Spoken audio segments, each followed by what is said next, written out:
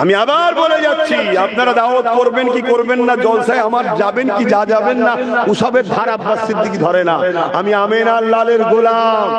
আমার দিনের সঙ্গে যে লাগবে, ক্ষমতা থাকলে হাত দিয়ে তার সাথে যুদ্ধ করব, না হয় মুখ দিয়ে প্রতিবাদ চলবে।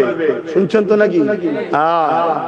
সে যেই হোক, আমার আব্বাজান হলো ছাড়বে কেন? আমার আব্বার আগেও আমার মোহাম্মদ রসুল, জোরে বলে সুবহানাল্লাহ। শুনছেন তো নাকি? আর আমার ভাই যদি নওশাদ হয়, ওরও ছাড় নাই কেন? ও আমার ভাই হতে পারে, কিন্তু আমার জান্নাতে ও লি যাবে না, আমায় জান্নাতে আমিনার লাল লি যাবে। জোরে বলুন সুবহানাল্লাহ।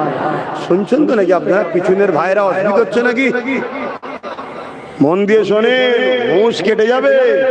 সূরা বাকারা, আচ্ছা কোরআনে যা আছে সত্য না মিথ্যা?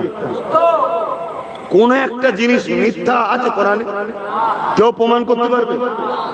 কোরআনে সূরা বাকারার মধ্যে আল্লাহ বলছে, তোমরা আমাকে ও আমার হাবিবকে ছেড়ে যারকে গুরুত্ব দেবে, আমি আল্লাহ তার হাতে তোমাদেরকে জিল্লাত দিয়ে মিটিয়ে দেবো।